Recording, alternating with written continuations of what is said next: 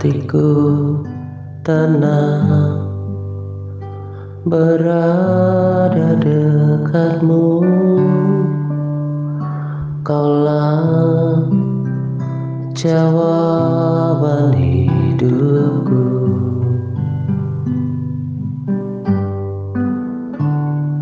Hatiku tenang berjalan denganmu. Kau yang pelihara hidupku.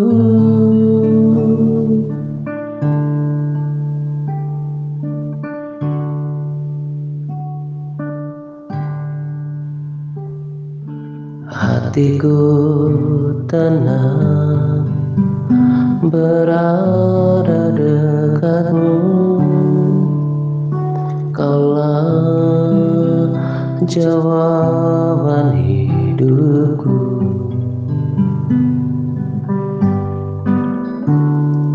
Hatiku tenang berjalan denganmu. Kau yang pelihara hidupku.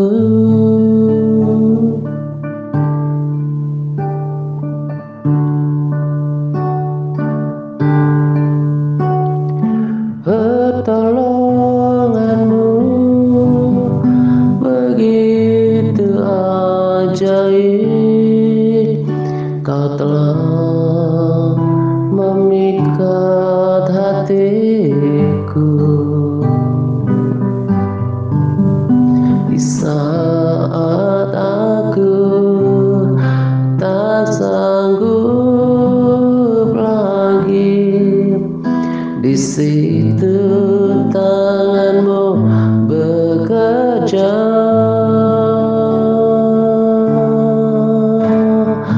Pertolonganmu begitu ajaib. Kau telah memikat hatiku. Kini mataku tertuju padamu. Ku rasakan kasih-Mu, Tuhan.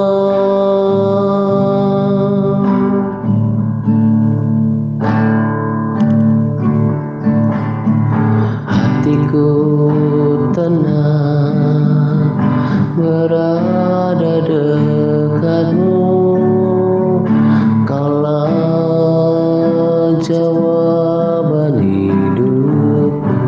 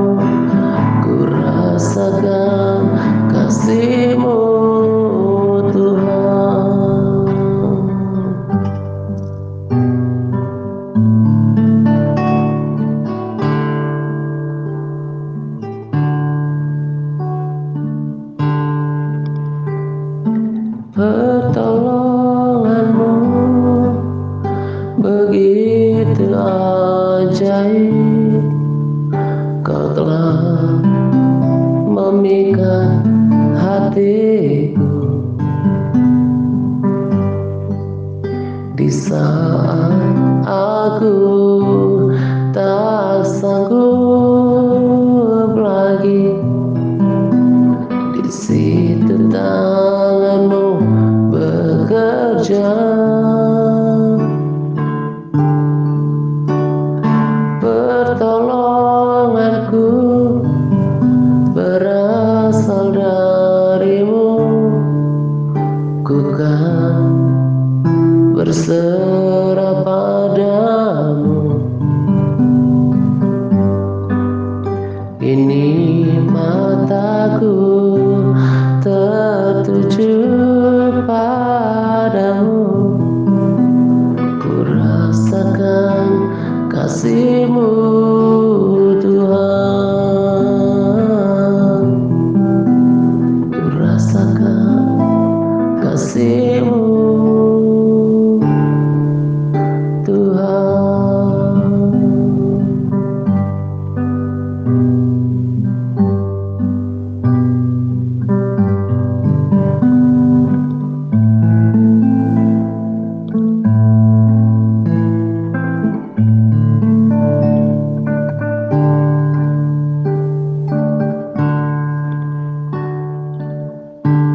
Yes, Lord Jesus.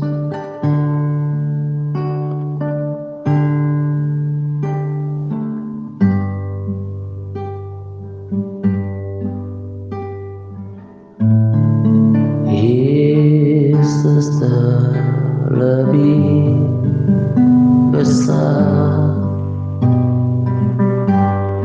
Yesus terlebih besar di dalamku, di dalamku.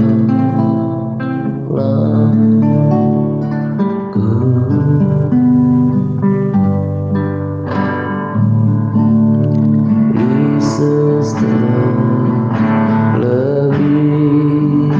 besar. Yesus terlebih besar di dalamku,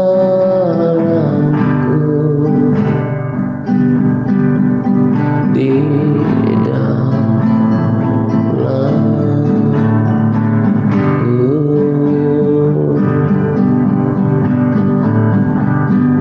Yesus terlebih besar. Yesus terlebih besar di dalamku.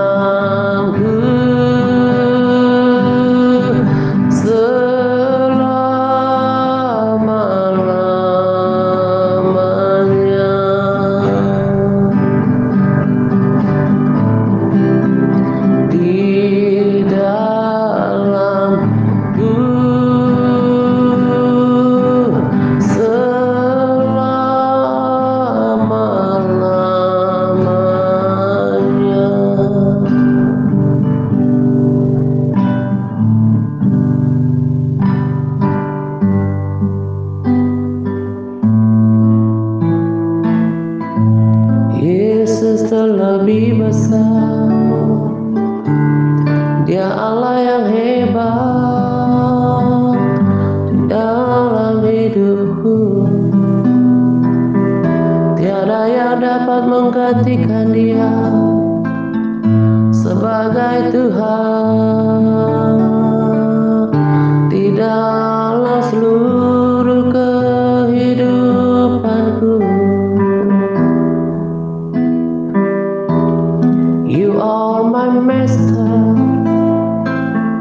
you are my ruler, penguasa satu-satunya.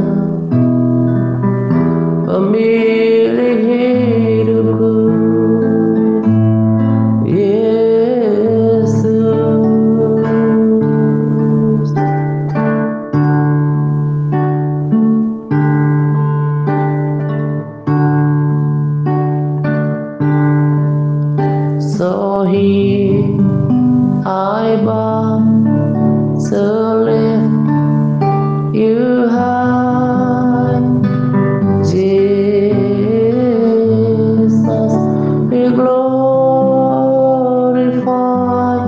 in all things. For all my life I am yours, forever yours.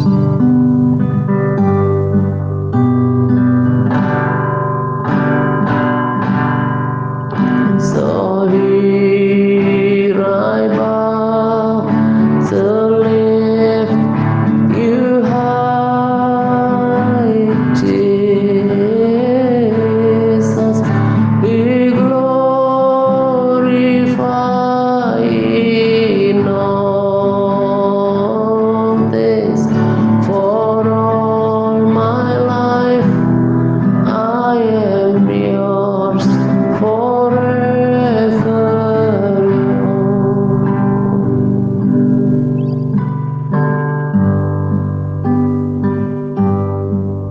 So here I bow to lift you high, Jesus, be glorified in all things. For all my life I am yours, forever. I am yours, forever.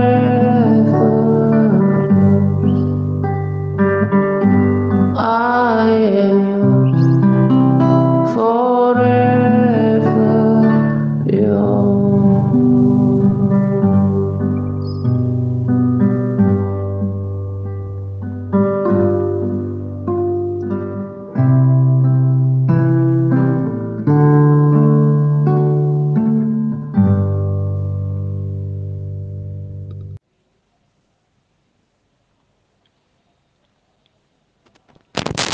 Shalom semuanya.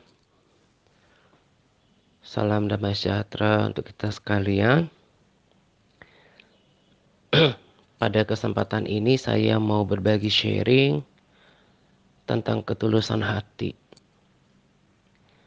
Saya dapatkan tema ini ketika membaca kitab Rut,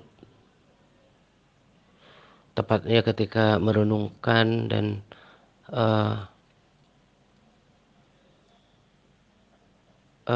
mengerti, mengetahui dari firman Tuhan tentang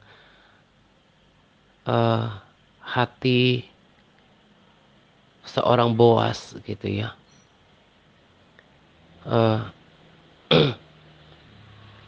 Lalu ketika saya mendapatkan pelajaran dari sikap hati dan juga praktek hidup seorang Boas, saya kemudian tersambung dengan Yusuf. Karena Yusuf dikenal sebagai seorang yang tulus hatinya, tercatat dalam kitab kebenaran yang mengkonfirmasi bahwa Yusuf adalah seorang yang tulus hati. Lalu selain Yusuf, ada juga Cornelius yang memiliki ketulusan hati. Nah, jadi saya mau sampaikan kepada kita semua bahwa orang-orang yang tulus hati itu sangat istimewa di mata Tuhan. Dan sebagaimana Kristus adalah pribadi yang tulus, maka saya berani katakan bahwa orang-orang yang memiliki ketulusan hati di dalam hidupnya adalah orang-orang yang mewarisi karakter ilahi daripada Kristus, yang layak disebut sebagai anak Tuhan gitu. Eh, tetapi saya eh, masuk dulu ya ke bagian kesaksian untuk mendahului sharing ini. Sebetulnya topik ini sangat menarik ya, sangat menarik bagi mereka yang mau belajar dan mau diubahkan menjadi orang yang tulus hatinya, yang udah nangkap tentang pesan ilahi ini. Sebetulnya saya sangat bersemangat untuk masuk pada topik ini, tapi saya udah susun untuk di awal saya mau memberikan kesaksian dulu tentang bagaimana saya uh, uh, overcome, uh, mengatasi, melewati setiap permasalahan yang terjadi belakangan ini gitu ya. Nanti pada tema utama saya akan uh, sampaikan tentang ketulusan hati ini gitu.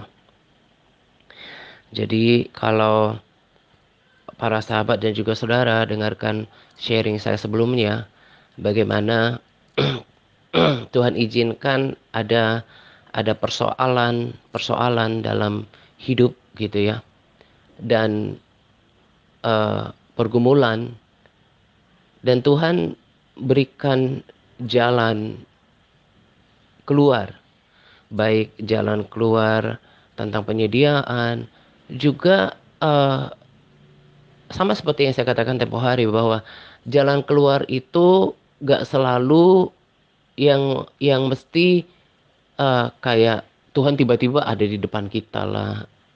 Atau kalau kita uh, uh, uh, uh, bergumul dalam hal keuangan misalnya, tiba-tiba kita bangun pagi di atas meja di rumah kita sudah ada segepok uang gitu, atau kita sedang bermasalah dengan orang, tiba-tiba orang itu mati aja gitu ya, nggak selalu begitu, tapi lewat lewat hikmat, lewat kebijaksanaan, lewat lewat eh, eh, ya lewat hikmat dan kebijaksanaan itu juga adalah sesuatu yang Tuhan taruh di dalam eh, diri kita supaya kita cakap untuk menyelesaikan eh, segala persoalan yang terjadi.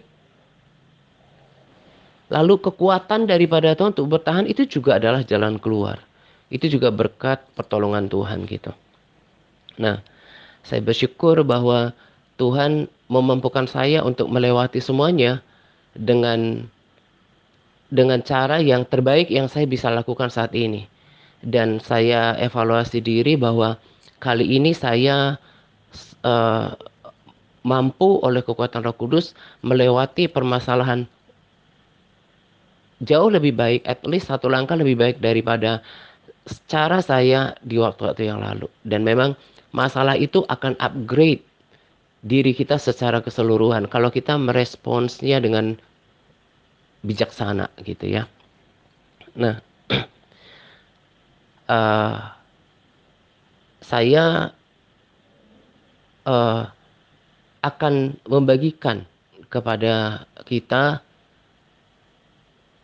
bagaimana saya melewati setiap pergumulan itu gitu ya, yang memberatkan diri saya, yang menekan, yang mengganggu konsentrasi, yang betul-betul seperti ada beban yang tertumpuk di pundak saya gitu ya.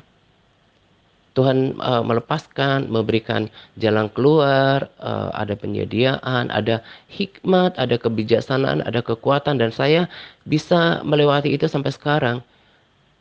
Itu yang tips-tips itu yang saya pengen bagikan sekarang, bukan bukan soal persoalannya gitu ya, bukan tentang persoalannya, tapi bagaimana saya bisa berdiri saat ini. Semuanya karena penyertaan, pertolongan dari Tuhan. Tapi pertolongan ini akan menjadi manifestasi daripada pertolongan Tuhan dalam hidup kita, itu tidak serta-merta terjadi eh, atau tidak akan sempurna terjadi kalau kita tidak melakukan bagian kita.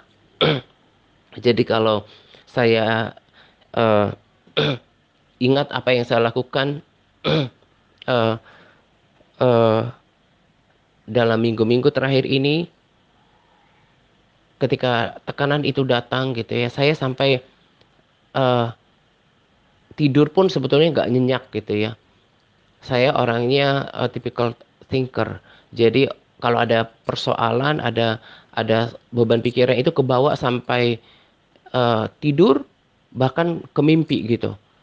Tidurnya eh, tidur beberapa jam terbangun. Nah, kalau masih dalam masalah kebawa pikiran, akhirnya saya bawa dalam doa. Jadi kalau saya sudah sampaikan di dalam doa, saya merasa eh, persoalan itu sudah delivered, dialihkan ke Tuhan, dan saya bisa tidur lagi. Itulah saking beratnya beban pikiran yang saya alami beberapa minggu yang lalu, dan Tuhan Tuhan Yesus baik dan menyelesaikannya bagiku dengan sempurna. Sampai ketika dalam persoalan itu saya bilang sama Tuhan dalam ketika dalam posisi doa atau uh, uh, dalam kata-kata saya kepada Tuhan bahwa Tuhan, buat saya mengerti betapa dalamnya Engkau mengasihi aku, supaya aku tetap percaya bahwa aku nggak sendiri dalam persoalan gitu ya. Dan setelah persoalan selesai, akhirnya Tuhan membuat saya mengerti gitu ya, dan tentang kasihnya, dan itu membuat saya haru gitu. Nah, saya fokus dulu pada apa yang saya lakukan ketika ada masalah. Tadi saya katakan bahwa eh, apa yang saya lakukan ketika beban pikiran itu menekan. Saya tidak pernah tinggalkan doa. Berdoa, memuji Tuhan, eh, me- mengingatkan diri kita untuk tetap bersemangat, bersukacita di tengah masalah itu tidak mudah. Saya katakan sangat tidak enak bagi daging. Itulah kenapa kebanyakan orang gagal. Tapi menjadi seorang pemenang itu harus bisa uh, uh, mengalahkan situasi yang terjadi di dalam tekanan batin. Itulah bedanya pemenang dengan pecundang. Secara fisik kita tampilannya sama, sama-sama orang Kristen, sama-sama bahkan di dalam komunitas gitu ya, sama-sama uh, mungkin live streaming, tapi di dalam manusia batiniah kita berbeda. Ada yang pecundang, ada yang pemenang, ada yang punya karakter yang punya mental yang uh, uh, berjuang gitu ya, bertahan. Ada orang yang kemudian putus asaan gitu. Nah, sekarang kita nggak begitu terlihat siapa bangunan diri kita sebetulnya, sekalipun dari perilaku sebetulnya kita bisa lihat, karena apa yang terlihat di dalam perilaku adalah buah dari apa yang tidak terlihat di dalam inner man kita, manusia batiniah kita gitu. Nah, yang saya lakukan adalah seperti yang kemarin saya sudah bagikan, tidak pernah meninggalkan ibadah sekalipun berat untuk berdoa. Tadi kan saya bilang ketika terbangun yang keingat lagi masalah. Tapi saya gak mau membiarkan masalah itu menekan di dalam diri saya. Saya ceritakan, saya curhat kepada Tuhan, saya angkat tangan, saya serahkan kepada Tuhan semuanya. Saya bahkan lakukan uh, double portion dari par saya. selain berpuasa gitu ya. Eh, eh, eh, lalu lalu memuji Tuhan lebih banyak gitu. Makanya belakangan ini saya bagikan rekomendasi pujian penyembahan yang selain daripada video saya sendiri adalah video-video yang saya sudah dengerin dan itu memberkati gitu ya. Saya nggak tahu apakah ada di antara kita yang mendengarnya biasa aja gitu ya. Kalau bagi saya, kalau kita udah sangat sensitif dengan hadirat Tuhan, udah biasa dengan hadirat Tuhan, itu kita langsung bisa peka terhadap hadirat Tuhan. Saya dengarkan pujian penyembahan dari YouTube, saya pujian penyembahan, saya melompat-lompat gitu ya. Dan setiap masalah itu muncul di benak saya katakan bahwa Tuhan sudah menyelesaikannya bagiku. Tuhan menyelesaikannya bagiku. Saya tidak berjalan by my sight, by my feeling. Saya nggak berjalan dengan apa yang saya lihat, dengan apa terlebih dengan apa yang saya rasakan. Sebab sesungguhnya berjalan dengan iman itu bertentangan dengan apa yang kita lihat, apa yang kita rasakan. Berjalan dengan iman itu adalah percaya kepada kekuatan Tuhan, kepada kebaikan Tuhan, kepada pertolongan Tuhan gitu. Dan kita harus memaksakan diri untuk berjalan dengan iman. Dan saya percaya Tuhan kau sedang lakukan sesuatu, garis working, dan saya kan udah serahkan masalah ini kepada Tuhan dan saya uh, latih diri saya untuk saya udah taruh masalah ini di hadirat Tuhan dan saya nggak mau ambil lagi gitu. Nah, perkataan-perkataan yang saya lontarkan itu akan me, menggerakkan hati Allah dan saya sudah buat di quote dan saya nggak tahu udah dibuat video apa enggak. Saya katakan bahwa ketika kita terus berdoa itu akan mempercepat proses penyelesaian terhadap masalah kita. Dan saya katakan untuk masalah saya sudah ditangani oleh Tuhan. Tuhan, aku kan sudah sampaikan masalah ini kepadamu gitu ya. Dan saya nggak mau terbeban lagi. Sekalipun secara uh, logikanya kita tetap ingat dengan masalah itu, tapi nggak mau dibebani dengan masalah itu. Saya berpuasa, saya berdoa, saya memaksakan diri untuk berdoa dan itu jalannya sempit, pintunya sesak. Tapi nilai itu yang nilai diri yang seperti itu yang mengantarkan kita menjadi berbeda di hadapan Tuhan. Perhatikanlah orang-orang yang luar biasa di dalam Alkitab seperti Daud. Saya bahkan katakan kesesakan hidupnya itu lebih lebih besar daripada sukacita yang dialami sepanjang hidup. Para rasul, orang-orang yang memang istimewa di hadapan Tuhan. Sadu juga katakan itu. Selain Sadu,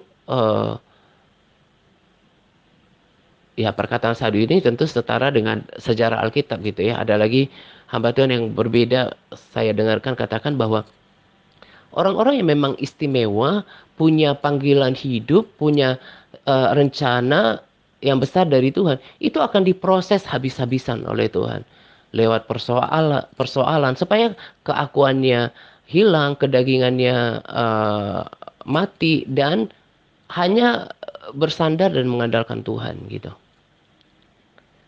Saya juga mau katakan bahwa lewat masalah eh, selain kemarin saya eh, udah dengarkan gitu ya bahwa pelajaran dari masalah itu Tuhan mau menguji hati kita apakah kita tetap bersyukur tetap percaya kepada Tuhan tapi belakangan ini dari masalah yang terjadi belakangan ini saya malah dibersihkan oleh Tuhan dimurnikan oleh Tuhan. uh, uh, Lewat masalah kita bisa mengenali diri kita yang tersembunyi gitu ya. Apakah masih ada singa yang tertidur atau bara yang masih masih menyala di dalam diri kita? Apakah kita marah-marah Apakah kita bersungut-sungut, menggerutu, menyalahkan sana sini, atau kecewa sama Tuhan gitu. Ketika dalam tekanan itu muncul. Nah, saya sudah pernah kesaksian di waktu yang lalu bahwa saya itu anak yang totally rejected. Jadi anak yang ke-12 dari 12 bersaudara, sebetulnya kelahiran saya itu tidak diinginkan lagi oleh keluarga papa mama saya, mengingat usianya sudah tua gitu ya. Nah, rasanya dari cerita keluarga salah seorang anggota keluarga besar eh, cerita ke saya bahwa mama saya itu udah KB dari setelah 10. Hanya kami 2 orang lagi lahir gitu ya. Nah, jadi secara psikologis saya tertolak gitu ya. Saya akhirnya punya kemarahan di dalam diri saya gitu ya. Punya pemberontakan, dan juga saya rasa bahwa saya punya kesombongan juga gitu ya. Eh, dan lewat masalah yang terakhir ini, saya diperlihatkan tentang karakter asli, dan kemudian Tuhan pengen pangkas itu, pengen bersihkan itu gitu ya. Eh, punya karakter yang buruk ketika dari dulu ada masalah atau sesuatu yang bertentangan dengan apa yang saya ketahui. Mungkin mungkin bukan mungkin ya. Faktanya setelah saya tahu kebenaran, saya belajar berpegang pada kebenaran gitu. Jadi kalau sesuatu yang bertentangan dengan prinsip kebenaran yang saya tahu, saya itu mungkin reaksinya over gitu ya. Eh, eh, eh, Kurang mengontrol emosi. Nah, eh, padahal firman Tuhan kan katakan bahwa amarah tidak mengerjakan kebenaran di hadapan Allah. Jadi mestinya ketika ada masalah kita harus tetap tenang gitu ya. Dan itu yang saya pelajari. Makanya tadi kan saya katakan ketika Tuhan melepaskan saya ketika di jalan, saya tiba-tiba mengerti bahwa kan saya minta tadinya, Tuhan buat saya mengerti betapa Engkau mengasihi aku sehingga saya bisa tenang dalam masalah ini, bahwa Tuhan tetap mengasihi saya gitu ya. Setelah selesai ini semua, saya mengerti bahwa Tuhan buat saya mengerti kayak gini, bahwa sekarang lihat, eh, sekalipun saya berada eh, dalam eh, eh, karakter yang dalam gini, sekalipun diri saya ini masih masih berbuat kesalahan gitu ya, masih ada kekurangan, masih ada eh, eh, eh, ya kekurangan, eh, kejelekan gitu ya, dalam ada kesalahan gitu ya, misalnya kurang penguasaan diri ketika ada masalah gitu ya, kecenderungannya bawanya emosi gitu ya. Tetap Tuhan kasih kesempatan untuk berubah. Jadi seperti yang saya katakan pada quote, mendapat kesempatan daripada Tuhan untuk berubah itu adalah bagian daripada anugerah yang besar gitu. Nah, jadi Tuhan gak langsung matiin aja selesai dengan kita, enggak, tapi Tuhan dengan setia menerima eh, memberikan waktu untuk berubah. Dan saya katakan terima kasih Tuhan memberikan kesempatan untuk berubah. Jadi saya bisa kenali lagi, eh, eh, saya bisa menyadari apa yang harus saya perbaiki ke depan. Lalu eh, eh, eh, singa atau bara yang mesti saya padamkan, benar-benar eh, eh, matikan di dalam diri saya, sehingga ke depan menjadi orang yang lebih tenang, lebih bijaksana gitu. Nah, jadi lewat masalah tadi saya katakan, selain kita bisa mengenali diri kita, Tuhan mau menguji hati kita, apakah tetap bersyukur, apakah tetap percaya gitu ya. Juga sebetulnya lewat masalah kita bisa belajar tentang diri kita. Kalau semuanya tenang-tenang aja, orang bisa semua orang bisa berperilaku baik, tetap bersyukur, tetap tenang. Tapi ketika ada masalah, di situ kan karakter asli kita itu terlihat gitu. Nah, ketika kita melewati masalah juga akan terlihat ketulusan hati kita, seperti nanti tema yang saya mau bagikan. Yusuf menjalani proses yang tidak enak di dalam dirinya dengan tulus sampai panggilan dan rencana Tuhan tergenapi dalam kehidupannya. Ayub juga ketika Tuhan izinkan uh, uh, sesuatu yang tidak enak bagi dirinya, juga menjalani proses Tuhan dengan tulus. Akhirnya permuliaan Tuhan turun atasnya. Daud juga menjalani proses Tuhan dengan tulus. Sehingga pada waktu dia meninggalnya dalam putih rambutnya. Lewat masalah kita juga bisa lihat kita ini terhadap Tuhan itu apakah kita tulus menerima setiap proses. Kalau Tuhan izinkan hal yang tidak enak, hal yang tidak menyenangkan dalam kehidupan kita, apakah kita tulus menjalaninya. Kalau tulus menjalaninya selain tetap bersyukur, maka akan terlihat daripada ibadah kita. Mau Tuhan izinkan seperti ini keadaannya, tetap mau memuji Tuhan, tetap mau beribadah, tetap uh, uh, uh, bersekutu dengan Tuhan. Itu terlihat daripada perilaku kita. Tapi kalau sudah ada masalah, ada tekanan, lalu meninggalkan semuanya, peribadatan dengan Tuhan, berarti selama ini nggak tulus. Dia hanya bisa menunjukkan sikap peribadatannya kepada Tuhan ketika segala sesuatu berjalan baik. Kita bisa lihat ketulusan hati kita di situ. Nah, jadi yang saya mau katakan kepada kita yang sedang dalam pergumulan, apapun pergumulan hidup kita, memang tidak mudah untuk katakan welcome problems. Gak mudah untuk katakan selamat datang pada masalah-masalah. Sebab itu akan mengganggu kenyamanan kita. Tetapi setelah mendengarkan kesaksian ini, kita bisa lebih rela hati, lebih tulus untuk menyambut masalah. Karena segala sesuatu Tuhan izinkan itu untuk kebaikan kita. Sekalipun itu uh, uh, bahkan bersifat hukuman gitu ya. Sudah saya katakan di waktu yang lalu. Ada kalanya Tuhan izinkan pergumulan untuk upgrade kita. Upgrade kapasitas diri kita, iman kita, kerohanian kita. Tapi ada juga bentuk hukuman. Tapi itu juga bentuk kasih sayang Tuhan. Karena Tuhan masih berikan kesempatan untuk memperbaiki segala sesuatunya kalau kita mau berubah. Sebab tak jarang Tuhan harus memakai cara yang uh, yang keras untuk menghajar, mendidik orang, ya kan, merotan orang yang memang bebalnya minta ampun gitu, yang keras hatinya uh, uh, gak ketulungan gitu. Jadi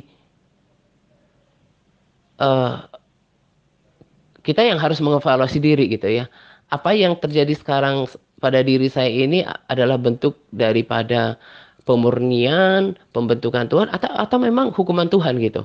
Jadi jangan selalu berpihak pada oh ini karena untuk kebaikan saya, tapi lihat juga jangan-jangan ini kekurangan Tuhan izinkan bagi sekelompok orang itu untuk mendewasakan dia, untuk menjadi kesaksian.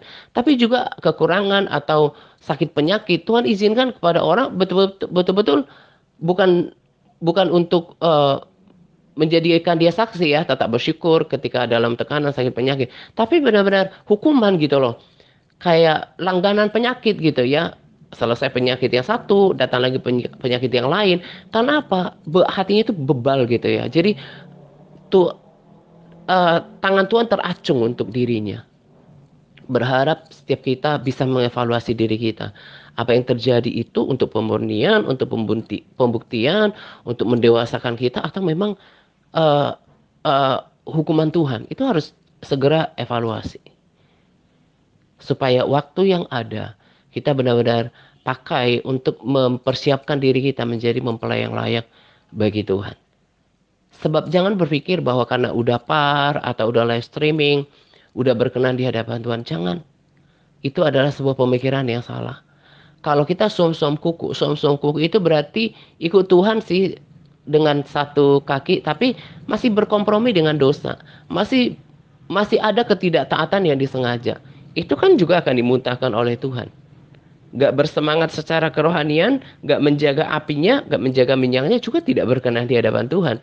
Jadi jangan berlindung di atas uh, uh, rutinitas ibadah atau apa yang kita lakukan. Kita harus lihat diri kita ini seperti apa di hadapan Tuhan. Kita harus belajar melihat diri kita itu telanjang, bukan cuma ya sampai kedalaman hati kita gitu ya. Kita ini murni nggak sih ikut Tuhan sebetulnya?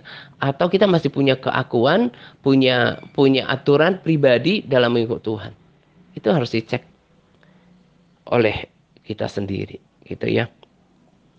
Nah, kiranya kita bisa belajar daripada ini semuanya. Saya tadi katakan, saya sudah katakan dan saya mau tekankan lagi. Ketika kita terus berdoa, kita lakukan, tunjukkan kita merendahkan diri di hadapan Tuhan. Kita semakin eh, eh, kejar Tuhan, itu akan mempercepat proses atas masalah kita, jalan keluar atas masalah kita, dan itu semakin menggerakkan hati Tuhan. Lalu di sisi lain, itu akan menambahkan kekuatan baru di dalam diri kita. Jadi bodohlah perilaku orang ketika ada masalah, sudah ada permasalahan ekonomi, permasalahan hidup yang lain-lain, malah tinggalkan Tuhan. Ya berarti tekanannya akan semakin kerasa. Kekuatannya adalah kekuatan dirinya sendiri. Nah, saya mau katakan sesuatu di sini. Ada kalanya Tuhan tolong seseorang karena belas kasihan. Mungkin Tuhan, bukan mungkin ya, memang Tuhan kasih gitu ya. Tuhan perhatikan tentang kehidupan orang-orang dalam dalam keluarga misalnya yang contohnya butuh eh, makan dan minum, contohnya butuh pemeliharaan. Tuhan berbelas kasihan. Tapi alangkah alangkah bernilai tingginya, bermartabatnya, berintegritasnya ketika seseorang ditolong oleh Tuhan, bukan cuma karena belas kasihan. Karena kalau cuma belas kasihan, Tuhan juga punya belas kasihan kepada orang yang nggak percaya sama Dia. Tapi karena kita punya nilai, kita layak untuk itu. Karena apa? Sikap hati kita yang tetap percaya, yang yang yang menggetarkan hati Tuhan oleh sikap perilaku kita yang tetap bersyukur, yang tetap kuat, yang mengandalkan Tuhan, itu bagi saya itu lebih lebih punya kredit daripada orang yang tertolong cuma karena belas kasihan, bukan karena nilai dirinya. Sebab nanti sikap dan perilaku kita itu kan erat dengan pengupahan, puji-pujian, kehormatan dan kemuliaan yang Tuhan akan sediakan di dalam kekekalan. Gitu ya. Jadi biarlah pertolongan Tuhan terjadi atas kita karena karena eh, adanya sikap dan perilaku performa hidup kita yang menunjukkan kita ini memang seorang yang lebih daripada pemenang, seorang yang sangat mengetahui siapa Tuhan. Tertolong karena iman kita, oleh perkataan-perkataan kita, perkataan-perkataan iman kita, dan tindakan-tindakan iman kita. Itu akan beda nilainya di dalam kekekalan nanti. Sebab kita ini tidak lepas daripada pengupahan. Perbedaannya nanti akan terlihat di dalam kekekalan. Itu semuanya akan terlihat hal-hal yang ada di dalam diri kita. Gitu ya. Sekarang saya akan masuk pada tema utama tentang ketulusan hati gitu. Uh, Memang nubuatan uh, uh, uh, tentang Yesus akan lahir dari keturunan Daud itu uh, akan digenapi. Tapi uh, menjadi menjadi Isai, menjadi Obed, menjadi Boas eh, itu kan eh, saya ulangi, menjadi Isai, menjadi Obed, menjadi Boas sebagai sebagai garis lahirnya Daud itu kan Tuhan yang tentukan. Atau eh, menjadi eh, Yusuf sebagai sebagai eh, garisnya, sebagai jalannya, atau keturunan kan bukan cuma Yusuf, ada laki-laki yang lain yang eh, yang satu yang satu garis dengan suku Yehuda kan banyak orang. Tapi kenapa mesti Yusuf? Sebetulnya termasuk juga Maria. Kenapa mesti Maria? Kenapa mesti Boas? Akhirnya rencana Tuhan itu kan udah Tuhan atur semuanya. Nanti masuknya ke Boas dulu, ke Obed, ke Isai, ke Daud gitu ya. Kan selain Boas ada lagi eh, garis keturunan yang sama. Tapi pilihan itu kemudian memilih hati yang tulus sampai kemudian kepada Daud. Demikian juga pilihan itu kemudian jatuh kepada Yusuf, bukan kepada keturunan Yehuda lain, karena sesuatu yang ada di dalam hati Yusuf, yaitu ketulusan hatinya. Demikian juga dengan Cornelius. Cornelius menjadi alat Tuhan eh, menerima tugas dan tanggung jawab dan perkenanan Tuhan. Itu di Kisah Para Rasul 10 ayat 22 dikatakan, Cornelius seorang perwira yang tulus hati. Tentang Yusuf tadi di Matius 1 ayat 19, karena Yusuf suaminya seorang yang tulus hati. Dan tentang Boas nanti baca lengkapnya di Rut 4. Bagaimana dia punya ketulusan untuk menebus Naomi dengan menikahi Rut untuk menegakkan nama keluarga Elkanah dan kedua anaknya.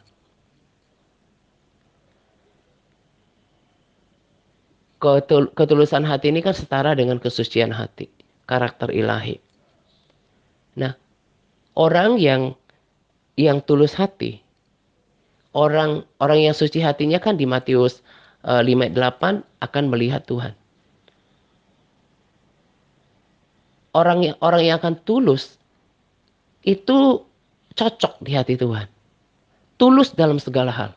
Termasuk tadi saya katakan tulus ketika Tuhan izinkan persoalan. Tulus menjalaninya. Gak pakai bersungut-sungut. Gak menggerutu. Tulus katakan bahwa yang punya hidup kan Tuhan gitu ya. Tulus menjalankan ibadah sekalipun uh, sulit keadaan hidup. Tulus dalam menaati segala perintah Tuhan. Tulus dalam mendoakan orang. Tulus dalam berpuasa. Tulus dalam segala hal. Itu kan uh, jadi ketulusan hati itu bukan sifat tapi karakter. Dan sebagaimana kesetiaan itu sesuatu yang harus diupayakan. Demikian juga dengan ketulusan hati. Itu harus diupayakan. Karena firman Tuhan berkata pada dasarnya manusia itu jahat. Kecenderungannya itu berbuat dosa. Berarti kalau memang hakikat manusia seperti itu yang sudah jatuh dalam dosa, maka untuk bisa tulus kita harus setelah dilahirkan kembali, kita harus menundukkan diri pada kebenaran. Saya ini nggak asal ngomong. Ada ayat firman Tuhan yang sangat kaya uh, meneguhkannya. Di 1 Petrus 1 ayat 22 katakan seperti ini. Karena kamu telah menyucikan dirimu oleh ketaatan kepada kebenaran. Ketaatan kepada kebenaran sehingga kamu dapat mengamalkan kasih persaudaraan yang tulus ikhlas. Jadi kalau kita taat kepada regulasi yang tertinggi yaitu kebenaran sejati, segala perintah Tuhan, maka kita akan sanggup mengamalkan ya entah persaudaraan, entah mendoakan orang, entah eh, melayani, karena itu kan bagian daripada kebenaran sejati tadi. Jadi yang saya mau katakan adalah kalau seseorang tidak memiliki ketaatan di dalam dirinya, tak akan mungkin dia memiliki ketulusan hati dalam melakukan segala sesuatu. Sudah jelas dikatakan di sini. Karena kamu telah menyucikan dirimu oleh ketaatan kepada kebenaran. Ketaatan kebenaran ini sehingga kamu dapat mengamalkan kasih persaudaraan. Sehingga kamu dapat melayani, mengamalkan persaudaraan dengan tulus hati. Atau sehingga kamu dapat melayani dengan tulus hati. Sehingga kamu dapat eh, saling mendoakan dengan tulus hati, saling menolong dengan tulus hati. Dasarnya ketaatan. Berarti sama artinya bahwa kalau orang tidak, kalau seseorang belum mampu untuk taat kepada kebenaran sejati sebagai regulasi tertinggi daripada kebenaran, maka orang ini belum memiliki ketulusan hati. Jadi selalu ada kolerasinya dengan ketaatan. Orang yang masih taatnya itu milih-milih, suka-suka, ya berarti dia belum punya ketulusan hati untuk submit terhadap otoritas Tuhan. Makanya seperti proses sanctification, penyucian itu diawali dengan ketaatan. Karena kamu telah menyucikan diri oleh ketaatan. Kita akan semakin disucikan hatinya. Kita akan semakin disucikan pikirannya. Kita akan disucikan perkataannya. Kita akan disucikan perbuatannya, tindakannya. Ketika kita menjadikan uh, kebenaran, ketaatan terhadap kebenaran firman Tuhan itu sebagai standar tertinggi. Maka ini akan membuat kita menjadi tulus melayani, melakukan segala sesuatu seperti untuk Tuhan. Jadi orang yang nggak taat tak akan bisa mungkin mencapai ketulusan hati. Karena orang yang taat itu kan berarti betul-betul memiliki penundukan diri terhadap otoritas Tuhan. Maka segala keinginan, kemauan, keakuannya tunduk di bawahnya. Dan tadi saya katakan, orang yang tulus hati itu sangat istimewa di hadapan Tuhan. Sama seperti orang yang setia adalah orang yang jarang. Orang yang tulus hati itu juga orang yang jarang. Ketika uh, melayani Tuhan tulus. Bahkan ketika memberi dia tulus. Taat dia tulus. Menjalani masa susah dalam hidup tulus. Gak bersungut-sungut. Itu sangat menggetarkan hati Tuhan dan sangat istimewa. Orang-orang yang setia, orang-orang yang tulus itu akan melihat perkara-perkara yang besar dalam hidupnya. Tuhan akan pakai hidupnya menjadi bagian daripada alat kemuliaan. Alat kemuliaan Tuhan. Saya sangat terberkati dengan revelation yang dibagikan oleh Sadhu. Dikatakan bahwa jadi di antara kita ini ada banyak saksi yang mengitari kita gitu ya. Dia cerita setelah merenungkan firman Tuhan itu saksi itu bukan mereka para malaikat yang selama ini pernah kita dengarkan memberikan kita sorak-sorai dari surga untuk memotivasi kita. Enggak, tapi adalah saksi itu adalah justru dikatakan adalah orang-orang the saints, orang-orang suci yang udah bersama dengan Tuhan, ada di sekitar kita, tapi nggak terlihat, itu akan memotivasi kita untuk menggenapi panggilan Tuhan dalam kehidupan kita. Dia cerita tentang Musa. Apakah Musa menyelesaikan panggilannya dalam hidupnya? Enggak kan? Akhirnya dilanjutkan Yosua. Yosua pun seperti itu. Apakah Yosua menyelesaikan semua panggilan Tuhan dalam hidupnya? Enggak. Memang dia bawa bangsa Israel ke tanah perjanjian. Tapi kan uh, sampai orang Israel kemudian menaklukkan semua kota-kota bangsa yang dijanjikan itu kan Yosua udah meninggal gitu ya. Nah, demikian juga dengan pelayanan Elia gitu ya. Itu akan dilanjutkan oleh orang-orang yang hidup dari zaman ke zaman. Termasuk kita di sini. Nah, siapakah mereka yang akan mengemban, menyelesaikan uh, kan firman Tuhan katakan tanpa kita pelayanan mereka tidak sempurna. Nah, yang akan melanjutkan pelayanan Musa di dalam hidupnya, pelayanan Elia, pelayanan Yosua, untuk merebut jiwa-jiwa, untuk membawa orang masuk ke tanah perjanjian surgawi, kemudian juga berbagai pelayanan adalah mereka. Mereka yang taat, mereka yang menyucikan diri, mereka yang setia, mereka yang tulus hatinya. Rencana Allah hanya akan akan ditaruh di dalam hati yang tulus. Sama seperti uh, rencana Tuhan melalui Yusuf, kemudian juga dari uh, rencana Tuhan terhadap Daud, kemudian kan lahir Yesus dari Boas yang tulus hati. Kenapa nggak mesti pilih yang lain, yang satu rumpun dengan Boas? Siapa yang uh, saya nggak temukan di Alkitab bahwa nanti akan ke Boas gitu ya. Tapi karena Boas tulus, akhirnya pilihan Tuhan jatuh ke Boas, ke Obed, Isai, lalu ke Daud. Juga tadi saya katakan, emangnya nggak ada orang yang seangkatan dengan Yusuf. Tapi pilihan Yesus, pilihan Allah jatuh pada Yusuf yang tulus hati. Pilihan Tuhan juga untuk uh, melibatkan Cornelius dalam sebuah uh, uh, katakanlah pelayanan gitu ya. Itu karena Cornelius itu tulus hati. Orang kalau masih punya keakuan di dalam dirinya, kesombongan, uh, uh, ego, itu nggak akan bisa memiliki ketulusan hati. Saya juga ada tulis pada Capas, bagaimana uh, seseorang itu harus memiliki ketulusan hati terhadap pemimpin di atasnya. Entah di perusahaan, di kantor, di di rumah tangga, dalam pemerintahan rohani, itu terlihat dari nasihat Paulus di Efesus 6 ayat 5. Hai hamba-hamba, taatilah Tuhanmu yang di dunia dengan takut dan gentar, dan dengan tulus hati sama seperti kamu taat kepada Kristus. Kolose 3:22. Hai hamba-hamba, taatilah Tuhanmu yang di dunia ini dalam segala hal. Jangan hanya di hadapan mereka untuk menyenangkan mereka, melainkan dengan tulus hati karena takut akan Tuhan. Diajar, ya harus memiliki ketulusan hati. Dituntun harus memiliki ketulusan hati.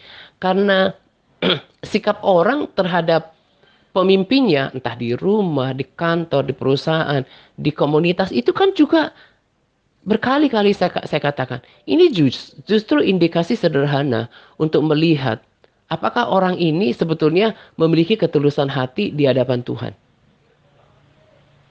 Jadi kalau orang dalam komunitas semau gua gitu ya, nggak mau tahu, nggak peduli, itu kan sebetulnya gambaran daripada sikapnya di hadapan Tuhan. Gak usah jauh-jauh. Saya bukan karena uh, sebagai guru rohani, pemimpin di dalam komunitas ini. Nggak seperti itu. Seolah-olah saya pakai firman Tuhan untuk kepentingan saya ya. Enggak. Tapi saya harus katakan kebenaran. Dan saya mau belajar seperti Paulus katakan bahwa saya mau menyampaikan kebenaran dengan hati yang murni dan ketulusan. Motivasi saya adalah supaya kita mengerti, mengevaluasi diri. Kalau kita masih punya keakuan di dalam diri, kesombongan, gak mau diatur, gak mau dituntun, mau sendiri, gak akan mungkin bisa menuruti Tuhan yang tidak terlihat. Maka akan sangat merugi kita ketika kita tidak melihat perkara-perkara yang besar daripada Tuhan. Sebab orang yang akan melihat Tuhan adalah mereka yang suci hatinya. Mereka akan melihat perkara-perkara yang besar, jalan-jalan Tuhan, tuntunan Tuhan adalah mereka yang memiliki ketulusan hati.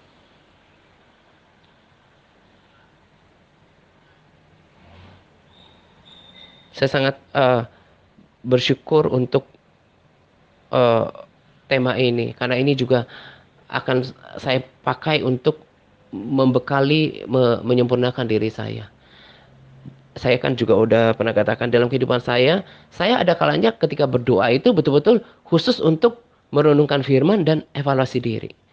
Saya katakan pada diriku, ngapain ikut Tuhan sampai melayani kalau masih berkompromi dengan dosa, masih berkompromi dengan ketidaktaatan. Percuma. Saya juga katakan betapa celakanya diri saya ketika saya share sesuatu kepada orang lain tapi saya tidak melakukannya. Itu kan selain kemunafikan juga sesuatu yang harus dipertanggungjawabkan nanti di hadapan Tuhan. Evaluasi diri. Kok saya ini masih suka taat sama Tuhan? Kok saya ini belum punya kerendahan hati kepada pemimpin yang Tuhan taruh di atas saya?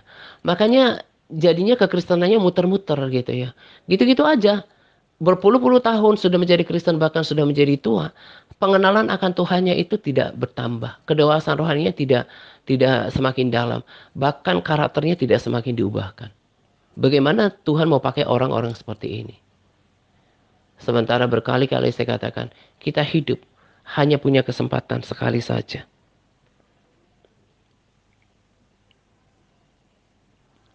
Saya juga ada tambahan. Bagaimana kita uh, di akhir ini, yang tadi uh, terlewat di awal, bagaimana kita supaya bisa ketika ada masalah gitu ya, ada tetap rasa aman di dalam Tuhan, bahwa Tuhan akan pelihara, Tuhan akan jaga, Tuhan akan berikan jalan keluar. Ketika apa? Ini masih erat hubungannya dengan tadi yang saya katakan bagaimana praktek hidup saya dalam par gitu ya. Kalau kita punya pengenalan yang baik akan Tuhan, bahwa kalau kita mengenal Tuhan itu adalah Bapa, dia udah serahkan nyawanya yang paling berharga, yang paling besar, dia kerjakan. Masa untuk persoalan kita juga dia nggak sanggup? Masa untuk memelihara kita dia nggak mau? Nah, pengenalan akan Tuhan seperti ini bahwa dia kuat, dia berkuasa, dia ajaib, dia luar biasa, itu akan menciptakan rasa aman dalam kita bahwa persoalan kita yang kecil juga pasti Tuhan selesaikan. Lalu di dalam masalah supaya ada rasa aman, kita harus menjadi pelaku uh, menjadi pelaku firman gitu. Karena kalau kita tidak menjadi pelaku firman, maka kita akan memiliki rasa bersalah di dalam batin kita, bahkan kita merasa tertuduh. Apalagi ada dosa yang sesadar-sadarnya udah bertentangan dengan firman Tuhan, dengan kekudusan hidup, tapi tetap aja terikat di dalamnya. Bagaimana mungkin memiliki rasa aman di dalam Tuhan? Lalu juga harus berpegang pada firman Tuhan. Kemarin pada rekomendasi video kan, kenapa saya bagikan itu dikatakan, cintailah firman Tuhan. Sangat sangat menyimpang kekristenan yang hanya uh, uh, merasa cukup dengan ibadah live streaming, tidak mencari kebenaran, nggak akan bertumbuh dalam iman, nggak akan kuat di tengah masalah, nggak semakin mengenal Tuhan kalau cuma itu andalannya. Harus harus membacanya, merenungkannya, melakukan, bahkan memperkatakannya. Saya sering katakan bahwa aku percaya engkau bahkan melakukan jauh lebih besar daripada yang kudoakan dan pikirkan. Aku tahu penjawab doa, perkataan-perkataan iman. Bahkan seperti yang dikatakan oleh oknum hamba Tuhan tersebut, kita harus bahkan mampu memvisualisasikannya. Kita harus bisa membayangkan tentang uh, Tuhan yang baik, Tuhan yang setia, Tuhan yang kuat, Tuhan yang menyediakan surga. Itu menjadi penghiburan bagi kita. Jadi bagaimana kita ini kalau menjadi orang Kristen yang kuat, kalau kita nggak bentengi, tidak bekali diri kita dengan firman Tuhan. Jadi membaca firman Tuhan itu bukan aturan TRC, semata-mata untuk kebaikan dan kepentingan diri kita masing-masing. Makanya saya tetap melayani dengan cara seperti ini. Karena saya tahu ada praktek yang salah dalam kekristenan kebanyakan orang. Merasa cukup hanya ibadah live streaming, ibadah sekali seminggu, tanpa pengenalan akan Tuhan yang baik. Sementara dalam pemahaman saya, tugas utama kita di dalam hidup ini selain menyembah Tuhan adalah terus mengejar pengenalan akan Tuhan, bukan membangun karir utamanya. Tapi saya tidak sedang katakan berkarir itu tidak baik. lewat berkarir, berusaha kita bisa memuliakan Tuhan dengan perilaku jujur kita, dengan berkat yang kita terima. Tapi bukan itu yang utama. Karena semuanya akan ditinggal. Karir yang cemerlang, usaha yang sukses, itu akan ditinggal. Saya cerita orang terdekat ya. Saya pernah saksikan dia ketika menjabat di sebuah badan usaha pemerintah, menjadi pimpinan, sangat dihormati, berpenampilan menarik. Setelah jabatannya selesai, dia sama seperti orang-orang biasa lainnya. Ya, saya mau katakan karir yang cemerlang, usaha yang sukses, eh, materi yang berlimpah, mungkin punya aset dan properti yang yang melimpah. Itu kan tidak akan eh, dibawa serta, tetapi kebajikan, kerohanian, iman, pengenalan akan Tuhan, kualitas hati, ketulusan, kesucian, kebenaran itu akan menyertai kita di dalam kekekalan.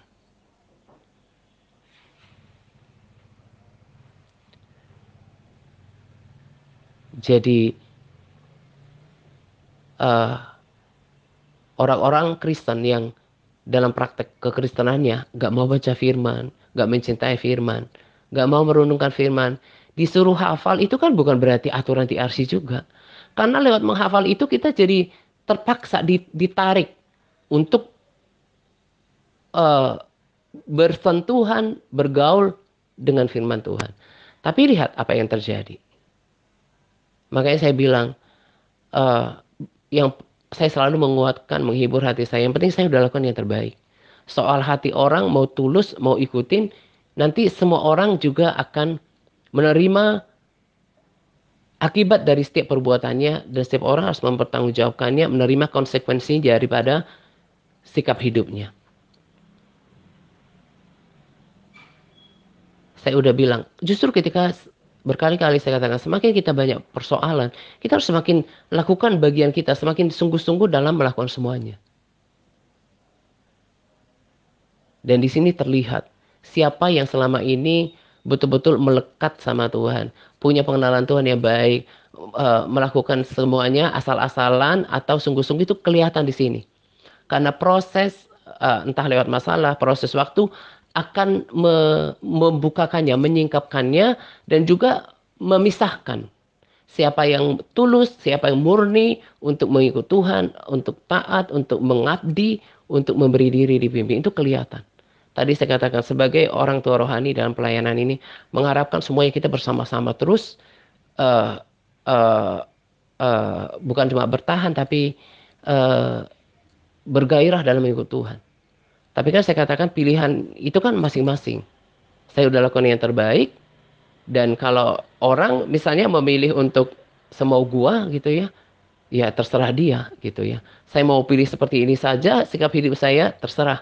Mau terus di tangan Tuhan teracung sama dia oleh sikap hatinya yang jahat, silakan saja. Hanya melayani dengan cara seperti ini dan mendoakan yang bisa saya lakukan. Saya selalu berdoa terutama orang-orang yang oleh hikmah Roh Kudus saya mengerti orang ini masih belum mengalami Tuhan, masih mengeraskan hati, masih bebal, masih sombong, masih daplek. Hanya doa yang bisa saya sampaikan supaya pengampunan Tuhan, supaya belas kasihan Tuhan sekali saja dalam hidupnya Tuhan dia mengalami jamahan Tuhan gitu untuk keselamatan jiwanya. Tapi kalau untuk terlalu diharapkan menjadi alat yang apa ya, yang menjadi orang yang tulus, yang kemudian melalui hidupnya uh, uh, banyak orang diselamatkan menjadi uh, sehati, sepikir, sejiwa, seperasaan melebur di dalam pelayanan ini, itu tidak terlalu saya fokuskan gitu ya. Tapi bagaimana jiwa orang ini diselamatkan pada masa-masa terakhir mungkin hidupnya apalagi sudah tua, dia bisa mengalami jamahan Tuhan sehingga hatinya diubahkan. Kalau orang nggak diubahkan, menurut saya hidup dalam daging itu tidak mungkin berkenan kepada Tuhan. Hidup dalam keakuan, keegoisan, eh, dia masih tuan atas dirinya sendiri gitu kan, nggak mungkin berkenan kepada Tuhan. Makanya tadi saya katakan jangan tertipu karena udah live streaming, karena udah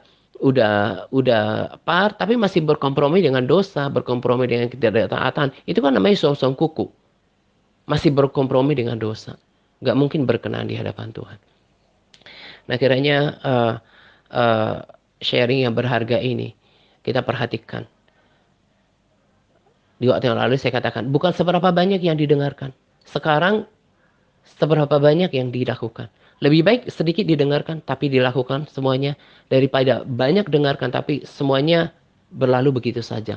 Tak membuahkan, tidak membuahkan perubahan di dalam diri kita. Tidak mengubahkan diri kita, tetap sama. Dan itu sangat mengerikan. Sangat mengerikan. Lihat pada kesaksian pendek yang saya berikan di akun pribadi saya. Orang-orang yang di neraka, itu adalah orang-orang yang mereka pergi ke gereja. Bahkan yang melayani. Orang-orang yang live streaming, orang-orang yang tetap ke gereja sekali seminggu, bahkan baca kita seperti kita. Tapi kalau hidup kita tidak betul-betul ditransformasi, ditransform oleh kebenaran itu, tak akan kita berkenan di hadapan Tuhan. Perhatikan itu. Jadi bukan sekedar melakukan melakukan rutinitas, tapi ada hidup yang diubahkan. Ada hidup yang disempurnakan. Kalau itu nggak terjadi, jangan berharap berkenan kepada Tuhan. Itu yang selalu saya ingatkan kepada diri saya tadi kan. Makanya selalu, bukan selalu, ada masa di mana hidup saya nggak langsung puji penyembah, saya evaluasi diri. Saya introspeksi dengan hidup saya. Saya juga minta tolong pada Tuhan, ubahkan karakter ABCD yang menurut saya nggak bisa berubah dengan kekuatan saya sendiri. Dan dalam hal ini, Roh Kudus pasti mampukan. Kalau kita dengan kemurnian hati ingin berubah. Nah, ini saja yang saya mau sampaikan untuk kita pada kesempatan ini. Berbahagialah kita yang mau melakukannya. Diberkatilah kita yang punya telinga untuk mendengarkannya. Sehingga kita bisa bersama-sama. Bukan cuma sekarang, tapi nanti di dalam kekekalan. Itu kerinduan saya, gitu ya. Selamat menjelang doa pagi untuk kita sekalian. Semangat berpuasa kepada kita semua yang terus bersemangat dalam berpuasa. Semangat Tuhan Yesus memberkati kita senantiasa. Amin.